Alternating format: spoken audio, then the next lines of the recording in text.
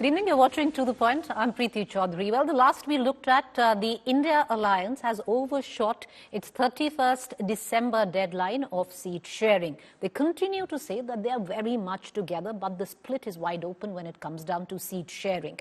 And especially in key states like Bengal, or the alliance with the Aam Aadmi Party, what's going to go down in Delhi or Punjab. Already, where Maharashtra is concerned, the Uddhav faction of the Shiv Sena wants 23 seats, and the Congress had said a firm no. So, are they any which way closer of coming to a consensus? As of now, no. The time, of course, is running out.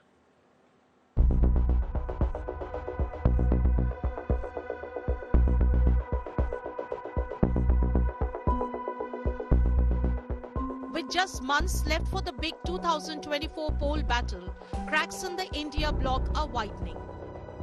After the Congress versus Shiv Sena UBT fight over seat sharing in Maharashtra, now it's Congress versus AAP in Punjab and Delhi. An ugly war of words has erupted between the alliance partners after Punjab Chief Minister Bhagwant Mann took a jibe at the Congress, calling the party dead in the two states. Punjab ते दिल्ली च मां अपने बच्चे नूं दुनिया दी सब तो छोटी कहानी सुना सकती है एक थी Congress The Congress hit back hard, with one leader even calling Mann a joker in a social media post. आने वाले समय में माताएं ये भी कहेंगी कि एक पार्टी थी जो आजकल तिहाड़ में मिलती है ये बता दे कौन सी ऐसी पार्टी है जिसका 40% नेतृत्व जेल में हो और बाकी जाने को तैयार बैठा हो तो ये कुछ फ्रस्ट्रेशन भी आम आदमी पार्टी में दिख रहा है The face-off between the Congress and AAP comes amidst rising tensions over seat sharing in the opposition. In Maharashtra, the NCP and Shiv Sena UBT have claimed a deal on seats. The state Congress leadership is painting a different picture. Delhi में seat sharing वगैरह के ऊपर भी चर्चा शुरू होने जा रही है तो क्या हो रहा है कि पांचों राज्यों में जो चुनाव हुए और उसके बाद जो नतीजे आए तो निश्चित तौर पर थोड़ी सी उदासी थी तो उस उदासी को खत्म करना पड़ेगा और नए जोश नए उत्साह के साथ इस देश में लोकसभा चुनाव के लिए हम सबको तैयार होकर उतरना पड़ेगा इसलिए हमने नारा दिया है तैयार हम महाराष्ट्र में शिवसेना की जो ताकत है वो सबको मालूम है हम लड़ते आए हैं 23 सीटें तो उसमें गलत क्या है और इस बारे में हमारी बातचीत दिल्ली के जो वरिष्ठ नेता है कांग्रेस के जो महाराष्ट्र का भविष्य तय करेंगे कांग्रेस पार्टी का उनसे सीधी बातचीत चल रही है Another key constituent of the opposition alliance, the JDU, is reportedly upset over a range of issues from lack of urgency in the campaign to nomination of a convener. The India bloc is yet to find common narrative in its mission to take on the formidable BJP election machinery led by Prime Minister Modi. Bureau Report, India Today. But now what's it come down to, viewers, is that the common narrative, one can wait for that. But what was the genesis of this India Alliance? And that came in from seat sharing. That was the reason why there was an India Alliance. Till now, that hasn't also happened, and you're less than 5 months away from elections, leave alone a narrative or messaging in place. Let's take this debate to our panelists this evening. Joining me, Shiv Sena, National Spokesperson, Bharatiya Janata Party; Adil Singh Boparoy, National Spokesperson, Congress; Nitin Tyagi, National Spokesperson, Aam Aadmi Party; Riju Datta, National Spokesperson, the TMC. Adil, allow me to begin with you. And Happy New Year, but I'd also like to add that I would reckon you've already surpassed your deadline of 31st December for seat sharing now. Well, happy New Year, Preeti, and wishing you a wonderful year ahead. Coming to your question, I do believe that a common narrative is certainly in place. And that narrative is against BJP's mismanagement when it comes to issues like unemployment, price rise, and the denigration of institutions. Yes, as far as seat sharing is concerned, the tickets are concerned, who's going to fight which seat is concerned, of course that's work in progress, but that's also work in progress within the BJP fold. So therefore, these are issues which take time. There are nuances involved. Every political party may want a larger part of the pie. Ultimately, there is a narrative, there is an understanding, and there is a fundamental agreement amongst all political parties that today we're at a crossroad. And that crossroad is to save India and save India's constitutional ethos from the onslaught of a majoritarian government which does not believe in the rule of law, which does not believe in a level playing field. Okay. So therefore, it is work under progress. There is agreement on a host of issues. And in any democratic formation, let's take the case of your network for that matter. This is a mere illustration. There are bound to be different views. But when you come out, when you've decided that, yes, this is a narrative which has to be propagated, this is a common decision which has been taken, everybody's on board. But all right, Adil, I'll give you an example because you quoted my organization. There are bound to be difference of opinion. There are bound to be very, very different ways of how each one of us would conduct ourselves, but not one thinks that he or she is superior to the other. The problem there, what lies with the India bloc is, and that comes mostly from your own allies, that the Congress wants to play not just brother, but the big brother or the overarching figure overall. For example, the demand of 8 seats when you just got 2 out of 42 in a state like West Bengal. You just had 1 seat that you won in 2019 in Maharashtra, and now thumbing your nose to the demand of the Uddhav faction of the Shiv Sena. There's a bit of delusion attached to all of this, which is not going down well with your own allies, and they seem to be losing patience, sir. Preeti, you have to understand one thing, and I think there's no dispute in this, notwithstanding what anybody may say. The only political party which has a national footprint amongst the India alliance is the Congress party. I think my friends from the TMC and the Aam Aadmi party will agree on this. Yes, in some states we are stronger than the others. In some states, of course, it's work under progress. Having said this, minor wrinkles happen in any discussion. It happens in discussions amongst family members. I may disagree with my father or my mother. So that doesn't mean that there is a rift or there is a gulf or that, we are engaged in a tug of war. The point is, for a democratic formation like the India Alliance, all parties have to come together and realize a common mission. And just to respond to one of the key takeaways from your presentation earlier, I think there is a narrative. Okay. Yes, for the rest, we are working and we're working diligently and conscientiously. But as far as the narrative and common messaging is concerned, I think there is unanimity amongst Riju Datta, is your party losing a bit of patience because the sheer fact that there is an India alliance? It's not about ideology. It wasn't about messaging. It wasn't about narrative. It was about seat sharing together and looking at a figure which would defeat the Bharatiya Janata Party. Is your ally, the Congress, being a little slow in that? See, when you say we do not have an ideology, I do not agree to that statement because I believe the fight of 2024 is bigger than the India alliance. It is to save India, that is Bharat, and the Indian constitution. So it's a much bigger battle and it's much bigger than the India alliance or the BJP. It's for the country itself. And I want to say this categorically that the India bloc is united. Whether it is Congress, TMC, Aam Aadmi Party or every other party in the alliance, we are all united in this battle together. However, again, I will reiterate my point that there can be a lot of formulas, there can be a lot of things that have been floated in the media, but the final decision will be taken when it comes to Bengal between the Congress High Command, that is Mrs. Sonia Gandhi, Mr. Rahul Gandhi, and the Trinamool High Command, that is Miss Mamata Banerjee and Mr. Abhishek Banerjee. And that's that. So, Riju Datta, you do admit the Congress High Command is Mr. Rahul Gandhi and Sonia Gandhi and not Mr. Kharge? No, Mr. Kharge, of course, he's the Congress president. Okay. I am talking about the Congress High Command, and of course, Mr. Kharge is part of it. And Mr. Kharge's name was, we value him so highly that his name was even recommended as the face of the India Alliance by Mamata Banerjee herself. So, which was very quickly put down by the Congress themselves. But Riju Datta, I'm going to come right back to you. Nitin Tyagi, in midst of all of this. Okay, make your point, sir. Make your point. Please make your point. Just for Bengal, see, in Bengal, in 2019, Congress has 2 Lok Sabha seats. Whereas in the 2021 Vidhan Sabha elections, under the magnanimous leadership of Mr. Adil Ranjan Chaudhary, Congress is 0 in the state assembly. So in that case, whenever the senior leaders talk about sharing, seat sharing, and whatever they come to a conclusion, that will be final. But I don't think Congress has too much leverage in asking for too many seats in Bengal.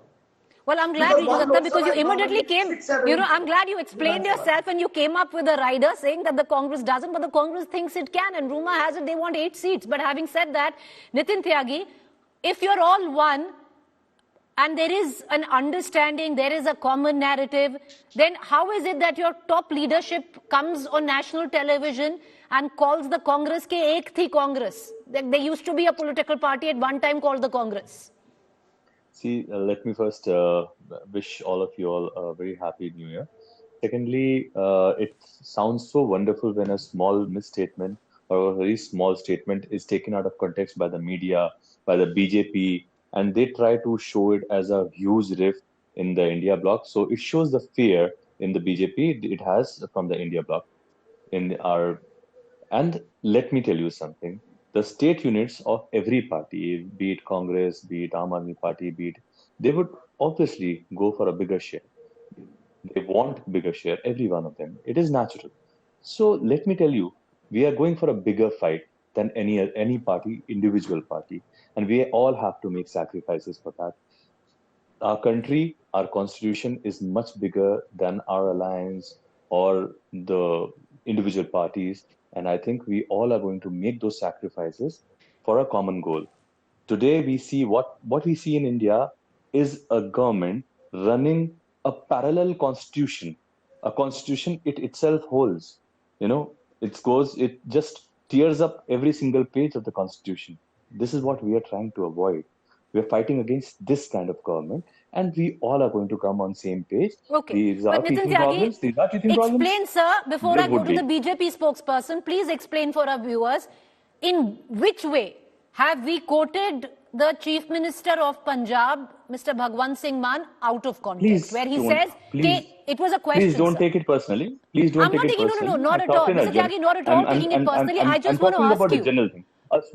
In general, I want to ask you, sir, how has it been taken out of context? I can play the reaction out for you. It was a clear question to which the reply was Ek Thi Congress. How has it been misconstrued? Absolutely. So we are talking about a state unit right now, right? Now you are taking me out of context. When I am talking, I told categorically, yes, every state unit is going to ask for more. The Congress state unit is going to ask for more. Our state unit is going to ask for more. But we all have to make sacrifices. Focus on the word sacrifice that we have to make instead of trying to pull our leg. Please. All right. Okay. Now, the fact is in all of this, and we'll cut across to Shiv Sena, where the Bharatiya Janata Party is concerned, where, there's an anomaly also where Punjab comes in, Mr. Sena, because it will actually serve the India alliance well, if you look at it as a political analyst, that the Aam Aadmi Party and the Congress go it alone. And there is no alliance in Punjab. Many would actually suggest that. But having said that, the charge is, Mr. Sena, no matter how much you try, the India alliance is giving it to you being now a tad bit scared because they seem to be moving in a cohesive fashion. And yes, they are late on their deadlines, but there is intent that they need to get down to seat sharing, which they said they will. Well, good evening, Preeti. A very happy New Year to you. To you too, sir. Panelists and to everybody. I don't understand what you call cohesive, the kind of language which each of the alliance partners uses against each other. Forget what the Punjab CM said. If you play out what Sandeep Dixit has said in response, he says, "Aapke to 40% neta jail mein hai, baki jaane ko taiyar hai," which in a way confirms that the Congress believes that the Aam Aadmi Party is an outright corrupt party. Alliances are made with neta, niti and niyat. What they have is andhera, arajakta and anishchitta. And mind you, significant sections of the Indie alliance together realize that the alliance is going to collapse after 22nd January. And that is the reason why each one of them is going to play very difficult with the But Shiv Sena, why after 22nd January? They know that they can't even take a stand on the Ram Mandir. Look at the statements which are coming. Since when did Ram Mandir become a political issue, sir? No, it is a part of it is a national. It's the only issue that BJP has. No, please don't intervene and barge in. No, let's go one on one. Okay, no. But Mr. Sinha, the question is, since when did the Ram Mandir become a political issue? No, Ram Mandir is a national issue. We believe it's a spiritual, it's a civilizational issue. Forget being a political issue. It's a civilizational issue on which they can't take a stand. Now, let me precisely come to the seat sharing which Congress has demanded of its alliance partners. 291 seats. There's a saying, first deserved, then desired. Do you think on present form, Congress even deserves 91 seats? They are they're in power in 3 states. those states constitute 50 seats, and based on the performance of Congress party in the last two general elections, they would not even win 10 seats over there. So do you really think so? These are ways to, really play hard, bargain hard, and eventually pin the blame on the other partner for breaking the alliance. You wait and see what happens. All right, okay. Riju Datta, I know you want to come in, but Adil Singh Boparai, the fact is you might call, somebody like a Sandeep Dixit a fringe player, but the sheer fact the sniping keeps going on from either side, there is a trust deficit. There has to be. Well, Preeti, the fight is bigger, the struggle is bigger. Please understand this. And the struggle is for the future of this country. Why is the BJP obsessed with us? If the BJP believes what Mr. Sena is saying, then they should be happy. Why are they obsessed with us? They should focus on governance. They've been elected to govern, and they have to give their report card to the people of this country. They haven't been elected to be obsessed with us and pass jibes at us. And as far as the BJP is concerned, let me remind you, it was the same top echelon of the Bharatiya Janata Party which made allegations of corruption against Mr. Ajit Pawar, Chhagan Bhujbal, and a host of other leaders who then joined the Bharatiya Janata Party. So what happens when you join the BJP? The charges disappear. So therefore, the fact of the matter today is that as much as the BJP may want to show dissensions amongst the India ranks, the BJP has to answer on 3 counts. Number 1, what is your performance chart when it comes to employment? Number 2, please respond on price rise. And number 3, please respond on the denigration of institutions in this country. Why is it that institutions have become hound dogs in this country? Why is it that nobody is asking the BJP to respond on the economy? After all, you're elected to alleviate the suffering of the people. Sir, I'll come to you only. Let him finish. Why are you getting so anxious, Mr. Sinha? You'll have your turn. You have asked me questions. You don't Sir, want I'll answers. come to you. Let's go one-on-one. Go one-on-one. I'll come to you and then I'll go to Riju Datta. Go ahead.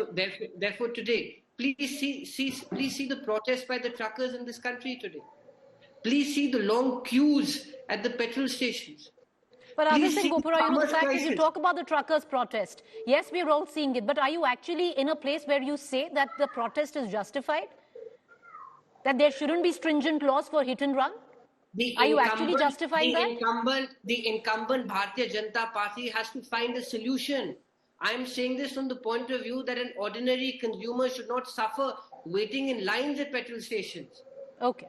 Instead of giving us sermons and lectures, find solutions. You're in power. That is my point. All right. Tuhin Sinha, please respond. Then I cut across to Riju Datta. Since the Congress wants us to focus on administration, let me educate the Congressperson on what exactly is administration. 315 hospitals were created by the central on the initiative of the central government. Before we come to can we let you one by one?